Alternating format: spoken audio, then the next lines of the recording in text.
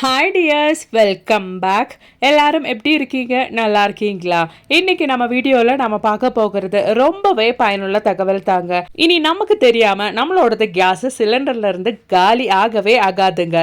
நீங்க ஒரு மாசம் யூஸ் பண்ற கேஸ் உங்களுக்கு தாராளமாகவே 3 மாசம் வரைக்கும் யூஸ் பண்ணிக்கலாம்.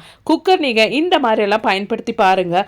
உங்களுக்கு நிறைய காசும் மிச்சம் பண்ண முடியும், நேரம் மிச்சம் பண்ண முடியும். அப்ப நமக்கு டைம் வேஸ்ட் பண்ணாம நேரா வீடியோக்குள்ள போயிடலாம். அப்ப நமக்கு நம்மளோடது முதல் டிப்பு பார்த்துடலாங்க. நம்ம வீட்டில் நம்ம குக்கர் தான் 90% யூஸ் பண்ணுவோம் குக் பண்ணுற டைமில். அந்த மாதிரி இருக்கிற பட்சத்தில் அந்த குக்கரில் நம்ம சாப்பாடு பருப்பு இதெல்லாம் வைக்கும்போது அந்த கொதி வர டைமில் அது வெளியில் வர்றதுக்கு சான்சஸ் ரொம்பவே ஜாஸ்தி. அந்த மாதிரி இல்லாமல் இருக்கிறதுக்காக வேண்டிட்டு அந்த குக்கரோட மூடியில் நம்ம கொஞ்சம் ஆயில் இந்த மாதிரி ஸ்ப்ரெட் பண்ணிட்டோன்னா அந்த குக்கரில் பருப்பு அப்படி இல்லைன்னா சாதம் எல்லாம் வெந்து அது கீழே அந்த தண்ணி வடிஞ்சு கீழே வந்து நம்ம கேஸ் ஸ்டோப்பு பர்னர்லாம் பட்டு அந்த பர்னர் அடப்பு வர்றதுக்கு ரொம்பவே சான்சஸ் இருக்குங்க. இந்த மாதிரி நீங்கள் ஆயில் அந்த குக்கர் மூடியில் தேய்ச்சி விட்டுட்டிங்கன்னா அந்த மாதிரி அந்த குக்கரில் விசில் வர டைமில் வெளியில் தண்ணி வர பிரச்சனை உங்களுக்கு இருக்காது. ரொம்பவே பயனுள்ள ஒரு டிப்புங்க. இதனாலே நம்ம குக்கரும் ரொம்ப வருஷம் நம்ம மெயின்டைன் பண்ணிடலாம். அது மாதிரி நம்ம கேஸ் ஸ்டோப்பும் நம்ம புதுசாக எந்த பிரச்சனையும் இல்லாமல் நம்ம மெயின்டைன் பண்ண முடியும். கண்டிப்பாக ட்ரை பண்ணி பாருங்கள் ஃப்ரெண்ட்ஸ். அப்போ நீ நமக்கு நம்மளோடது அடுத்த டிப் ஒன்று பார்த்துடலாம். அது மாதிரியே குக்கரில் இன்னொரு மெயினான விஷயம் தான் இந்த ஒரு மூடியில் இருக்கிற ஹோல்ஸ். இந்த ஹோல்ஸில் ஏதாச்சும் அடப்பு வந்தால் கண்டிப்பாக நம்ம குக்கரில் விசில் வரவே வராது. அதில் ஏதாச்சும் அடப்பு இருக்கா அப்படின்னு நம்ம டெஸ்ட் பண்ணுறது இந்த மாதிரி கொஞ்சம் தண்ணி அந்த ஹோல்ஸ் வழியை நம்ம ஊற்றிட்டோம்னா அந்த தண்ணி டைரெக்டாக இந்த மாதிரி கீழே வந்துச்சுன்னா நமக்கு அந்த ஹோல்ஸில் எந்த அடப்பும் இல்லை அப்படின்றது அர்த்தம். அதுக்கு பதிலாக ஊற்றுற தண்ணி கீழே வரல அப்படின்னா கண்டிப்பாக அடப்பு இருக்குது. அந்த அடப்பு நம்ம ஈஸியாக ரிமூவ் பண்ணிடலாங்க. அப்படி நம்ம ரிமூவ் பண்ணாமல் விட்டுட்டோம்னா விசில் வராது. அது மட்டும் இல்லை, குக்கர் மூடி நம்ம யூஸ் பண்ணுற டைமில் வெடிக்கிறதுக்கும் ரொம்பவே சான்சஸ் இருக்குது. அதுக்கு முன்னாடி அந்த அடப்பை எடுக்கிறதுக்கு ஃபஸ்ட்டு நம்ம இந்த பகுதியில் வாயை வச்சு நம்ம நல்லா ப்ரெஷர் பண்ணி ஊதுனோன்னா அந்த அடப்பு ரிமூவ் ஆயிரும். அப்படியும் அந்த அடப்பு போகல அப்படின்னா இந்த மாதிரி நீங்கள் ஒரு சூஜியும் நூலும் எடுத்ததுக்கு அப்புறமேட்டு இந்த மாதிரி அந்த மேல் பகுதி வழியாக, அதாவது நம்ம குக்கரோட வெயிட் போடுற அந்த பகுதி வர வரைக்கும் நீங்கள் கீழே இருந்து இந்த மாதிரி அந்த நீடில் போட்டு நீங்கள் எடுத்துட்டீங்கன்னா அந்த நூல் வழி அந்த ஹோல்ஸில் எந்த அடப்பு இருந்தாலும் கிளியராக வந்துடுங்க. அதுக்கப்புறமேட்டு நீங்கள் குக்கர் யூஸ் பண்ணும்போது ப்ராப்பராக உங்களுக்கு விசில் வர ஆரம்பிச்சிடும். இந்த வேலையெல்லாம் நம்ம மாதத்தில் ஒரு டைமாவது கண்டிப்பாக செக் பண்ணி செஞ்சுட்டோன்னா குக்கர் வெடிக்கிறது அப்படி இல்லைன்னா குக்கர் மூலமாக வர பிரச்சனையெல்லாம் நமக்கு இருக்காது. கிச்சனில் நம்ம வேலைங்கெல்லாம் ரொம்பவே சுலபமாக முடிக்கிறதுக்கும் அது மட்டும் இல்லை, மாதம் முழுவதும் நம்ம யூஸ் பண்ணுற அந்த ஒரு கேஸ் ரொம்ப நாளைக்கு நம்ம யூஸ் பண்ணணும் அப்படின்னு நினச்சிட்டோன்னா இந்த மாதிரி நம்மளோட குக்கர் நல்லபடியாக மெயின்டைன் பண்ணி ப்ராப்பராக யூஸ் பண்ணிட்டோன்னா நமக்கு முடியுங்க. அவ்வளோதான். இந்த மாதிரி சூஜி வச்சு அந்த ஹோல்ஸ் எல்லாம் நீங்கள் கிளியர் பண்ணி எடுத்துட்டீங்கன்னா ஏதாச்சும் அடப்பு இருந்தால் அதெல்லாம் கம்ப்ளீட்டாக கிளியர் ஆயிருங்க. அப்போ இனி நமக்கு நம்மளோடது அடுத்த டிப் ஒன்று பார்த்துடலாம். அதுக்கப்புறமேட்டு நம்ம குக்கரோட வாஷர் தாங்க மெயினான ஒரு விஷயம். இந்த வாஷர் லூஸ் ஆகிறதுக்கு நம்ம எப்போவுமே குக் பண்ணிட்டு இருக்கிறதுனாலேயே அந்த சூடுபட்டு சீக்கிரமாகவே லூஸ் ஆயிரும். அந்த மாதிரி லூஸான வாஷர் நம்ம டைட் பண்ணுறதுக்காக வேண்டிட்டு அது லூஸாக இருக்குது அப்படின்னு தெரிஞ்சிச்சுன்னா நீங்கள் ஓவர் நைட் இந்த மாதிரி தண்ணியில் அந்த வாஷர் போட்டு வச்சுட்டிங்கன்னா சீக்கிரமாகவே அது டைட் ஆயிரும். அப்படி இல்லைன்னா நீங்கள் இந்த மாதிரி நம்ம ஃப்ரீசருக்கு கீழே இருக்கிற பகுதியில் லூஸான நம்மளோட குக்கர் வாஷர் வச்சு விட்டுட்டிங்கன்னா அது நல்லா டைட் ஆயிருங்க. நீங்கள் வாரத்தில் ஒரு முறை இந்த மாதிரி எல்லாம் செய்யறது ரொம்பவே நல்லது. ரொம்ப காலத்துக்கு நம்மளோட வாஷர் நம்ம யூஸ் பண்ண முடியும். கண்டிப்பாக ட்ரை பண்ணி பாருங்கள் ஃப்ரெண்ட்ஸ். ரொம்ப எமர்ஜென்சியாக காலையில் நமக்கு குக்கரில் விசில் வரல, அதுக்கு காரணம் நம்மளோட வாஷர் லூஸாக இருக்குது அப்படின்னு உங்களுக்கு தோணுச்சுன்னா காலையில் ஒரு 5 நிமிஷம் டைமுக்கு ஃப்ரீசருக்கு கீழே இருக்கிற இந்த பகுதியில் நீங்கள் வச்சுட்டிங்கன்னா கரெக்டாக ப்ராப்பராக உங்களுக்கு குக்கரில் விசில் வரும், வாஷரும் டைட் ஆயிருங்க. அப்போ இனி நமக்கு நம்மளோடது அடுத்த டிப் ஒன்று பார்த்துடலாம்.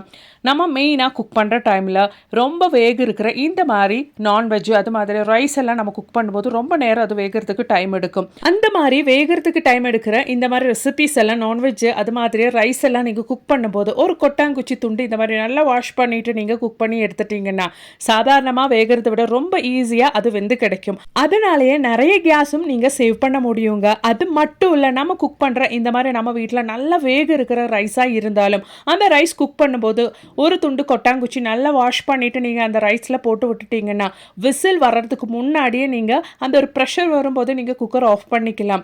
அதனாலேயும் மாதம் முழுவதும் உங்களுக்கு நல்ல ஒரு அமௌண்ட் ஆஃப் கேஸை நீங்கள் சேவ் பண்ண முடியுங்க. இந்த மாதிரி நம்ம ரைஸ் குக் பண்ணும்போது ஒரு துண்டு கொட்டாங்குச்சி போட்டுட்டு இந்த மாதிரி க்ளோஸ் பண்ணிவிட்டு அந்த வெயிட் வாலில் அந்த ப்ரெஷர் வர டைமில் நம்ம ஆஃப் பண்ணிட்டோன்னா நல்லபடியாக உள்ள உங்களுக்கு அந்த ரைஸ் குக் ஆயிரும். சாதாரணமாக நீங்கள் ரைஸ்க்கு ஊற்றுற தண்ணியை விட கொஞ்சம் எக்ஸ்ட்ரா தண்ணி ஊற்றிட்டிங்கன்னா உங்களுக்கு அந்த தண்ணி வடிக்கிறதுக்கும் ரொம்ப வசதியாக இருக்கும். பாருங்கள், ரைஸ் நல்லா வெந்து வந்திருக்குது. நான் நல்லா வேக இருக்கிற ரேஷன் அரிசி தாங்க குக்கரில் குக் பண்ணியிருக்கேன். அரிசியெல்லாம் நம்ம குக்கரில் குக் பண்ணிட்டோன்னா ரொம்ப சீக்கிரம் அது வந்து கிடைக்கும். அது மூலமாகவே நமக்கு நிறைய கேஸும் மாதம் முழுவதும் நம்ம சேவ் பண்ணிக்கலாம். இப்போ நாம் வெந்த சாப்பாடு வடிகட்டி எடுத்துக்கலாங்க. நல்லா பர்ஃபெக்டாக நம்மளோட சாப்பாடு வெந்து வந்துருச்சு. குக்கரில் நாம் எப்போவுமே சாப்பாடு வைக்கும்போது கொஞ்சம் எக்ஸ்ட்ரா தண்ணி ஊற்றிட்டு நம்ம வச்சுட்டோன்னா நமக்கு சாப்பாடு வடிக்கிறதுக்கும் ரொம்ப ஈஸியாக இருக்கும். பாருங்கள், என்னோட ரேஷன் அரிசி நல்ல வேக இருக்கிற அரிசி. அந்த விசில் வர்றதுக்கு முன்னாடியே நான் ஆஃப் பண்ணிவிட்டு நல்லா பர்ஃபெக்டாக என்னோட சாப்பாடு நல்லா உதிரியாக வெந்து கிடச்சிருச்சு. இந்த மாதிரி நம்ம செய்யும் போதே நமக்கு நல்ல ஒரு அமௌண்ட் ஆஃப் கேஸ் மாதம் முழுவதும் சேவ் பண்ணிக்கலாங்க. அப்போ இனி நமக்கு நம்மளோடது அடுத்த டிப் ஒன்று பார்த்துடலாம். ரொம்ப ஹெல்த்தியான வாழைத்தண்டு தாங்க நான் இங்கே எடுத்திருக்கேன். இந்த ஒரு வாழைத்தண்டு நம்ம வாரத்தில் 2 இல்லைன்னா 3 முறை சாப்பிட்றது நம்மளோடது உடலுக்கு அவ்வளோ நல்லதுங்க. வாழைத்தண்டு உடல் ஆரோக்கியத்திற்கு ஏராளமான நன்மைகளை தருகிறது. இது உடலை சுத்திகரிப்பது, சிறுநீரக கற்கள், அல்சர், மலச்சிக்கல் போன்ற பிரச்சனைகளுக்கு தீர்வளிக்கிறது, எடை இழைப்பிற்கு உதவுகிறது மற்றும் உடல் ஆரோக்கியத்தை மேம்படுத்துவது போன்ற பல நன்மைகளும் கொண்டுள்ளது. இப்போ நாம ஒரு பாத்திரத்தில் தண்ணி எடுத்து அதில் 1/4 டீஸ்பூன் அளவுக்கு உப்பு, அது மாதிரி 1/4 டீஸ்பூன் அளவுக்கு மஞ்சத்தூள் போட்டு வச்சுக்கலாம். நாம எப்பவுமே வாழைத்தண்டு கட் பண்ணி எடுக்கவே அந்த வாழைத்தண்டு கருப்பாக கலர் சேஞ்ச் ஆக ஆரம்பிச்சிடும். அந்த மாதிரி இல்லாமல் நம்ம கட் பண்ணுற வாழைத்தண்டு நம்ம யூஸ் பண்ணுற வரைக்கும் அதே மாதிரி இருக்கிறதுக்காக வேண்டி தான் நம்ம அந்த தண்ணி ரெடி பண்ணி வச்சுருக்கோம். இப்போ நம்ம வாழைத்தண்டு கட் பண்ணி எடுத்துக்கலாம். இந்த மாதிரி நம்ம கட் பண்ணி எடுத்துட்டோம்னா நமக்கு ரொம்பவே ஈஸியாக இருக்கும். இந்த ஒரு வாழைத்தண்டு கட் பண்ணுறதுக்கு சங்கடப்பட்டு நிறைய பேர் இது வாங்கி குக் பண்ண மாட்டாங்க. ஆனால் இதில் இருக்கிற பெனிஃபிட்ஸ் அவ்வளோ, இங்கே நம்ம உடம்புக்கு அவ்வளோ பெனிஃபிட்ஸ் கொடுக்குற இந்த ஒரு வாழைத்தண்டு வாரத்தில் ஒரு 3 டைமாவது நம்ம செஞ்சு சாப்பிட்றது அவ்வளோ நல்லது. இந்த மாதிரி நம்ம ரவுண்டாக கட் பண்ணிவிட்டு இந்த மாதிரி ஸ்லைஸ் பண்ணி கட் பண்ணி எடுத்துட்டோன்னா ஈஸியாக நமக்கு வாழைத்தண்டு கட் பண்ணி எடுக்க முடியும். இந்த மாதிரி நம்ம கட் பண்ணி எடுத்த வாழைத்தண்டு நம்ம ரெடி பண்ணி வச்ச அந்த தண்ணியில் நம்ம போட்டு வச்சுட்டோன்னா, நான் பொதுவாக நைட்டே கட் பண்ணிடுவேங்க காலையில் குக் பண்ணுறதுக்காக வேண்டிட்டு. ஏன்னா ஸ்கூலுக்கெல்லாம் கொடுத்து அனுப்பணும்னா நம்ம காலையிலே குக் பண்ணணும். இந்த மாதிரி தண்ணி ரெடி பண்ணிவிட்டு அதில் வாழைத்தண்டு நம்ம கட் பண்ணி போட்டு வச்சுட்டோன்னா காலையில் எடுத்து குக் பண்ணும்போதும் அதே கலராகவே இருக்கும். அது மாதிரி அந்த ஒரு வாழைத்தண்டில் இருக்கிற நார் ரிமூவ் பண்ணுறதுக்கு நான் இங்கே டூத்பிக் தாங்க பயன்படுத்துகிறேன். டூத்பிக் வச்சு நம்ம எடுக்கும்போது ரொம்ப ஈஸியாக அதோட நாரெல்லாம் கம்ப்ளீட்டாக வந்துடும். கண்டிப்பாக நீங்களும் வீட்டில் ட்ரை பண்ணி பாருங்க. அதோடவே உங்கள் வீட்டில் நீங்கள் வாழைத்தண்டு இந்த மாதிரி நார் எடுக்கிறதுக்காக வேண்டிட்டு எந்த மெத்தடு ஃபாலோ பண்ணுறீங்க, இதை விட ஈஸியான மெத்தடாக இருந்தால் எனக்கு கொஞ்சம் கமெண்ட் பாக்ஸில் போட்டு ஷேர் பண்ணுங்கள் ஃப்ரெண்ட்ஸ். அப்போ நீ நமக்கு நம்மளோடது அடுத்த டிப் ஒன்று பார்த்துடலாம். நிறைய பேருக்கு வீட்டில் எக்ஸ்ட்ரா சிலிண்டர் இருக்காது, யூஸ் பண்ணுற ஒரு சிலிண்டர் மட்டும்தான் இருக்கும். இனி அப்படி இல்லைன்னா கூட அடிஷ்னல் சிலிண்டர் வச்சுருந்தாலும் நம்ம யூஸ் பண்ணுற அந்த ஒரு சிலிண்டருக்குள்ளே எவ்வளோ கேஸ் இருக்குது அப்படின்னு தெரிஞ்சுக்கணுன்னா ரொம்பவே சுலபமான ஒரு டிப்பு தாங்க நாம் இன்றைக்கி பார்க்க போகிறோம். அதுக்காக வேண்டிட்டு நமக்கு தேவையானது, நம்ம சிலிண்டர் நாம் எடுத்து இந்த மாதிரி வச்சதுக்கு அப்புறமேட்டு நமக்கு ஒரு காட்டன் துணி தாங்க தேவை. அந்த காட்டன் துணி நல்லா நினச்சி எடுக்கணும். நாம் இந்த மாதிரி இந்த கேஸில் நம்ம எவ்வளோ அளவுக்கு கேஸ்னா, இப்போ இது யூஸ் பண்ணுற சிலிண்டர் தாங்க இது. அந்த சிலிண்டருக்குள்ளே எவ்வளோ கேஸ் இருக்கணும் அப்படின்னு தெரிஞ்சுக்கிறதுக்காக ஒரு காட்டன் துணியில் நல்லா ஈரம் பண்ணிவிட்டு அந்த சிலிண்டர் நீங்கள் இந்த மாதிரி தொடச்சி விட்டுட்டீங்கன்னா கேஸ் இல்லாத பகுதி சீக்கிரமாகவே காஞ்சிரும். கேஸ் இருக்கிற பகுதி உங்களுக்கு காயறதுக்கு கொஞ்சம் லேட் ஆகும். உங்களுக்கு லைவாக பார்க்கலாம் பாருங்கள். எனக்கு கேஸ் இல்லாத அந்த ஒரு பகுதியில் தேய்ச்சி விட்டு அந்த தண்ணி நல்லாகவே காய ஆரம்பிச்சிருச்சு. உங்களுக்கு பார்த்தாலே தெரியும், லைவாக நீங்கள் அதை பார்க்கலாம்.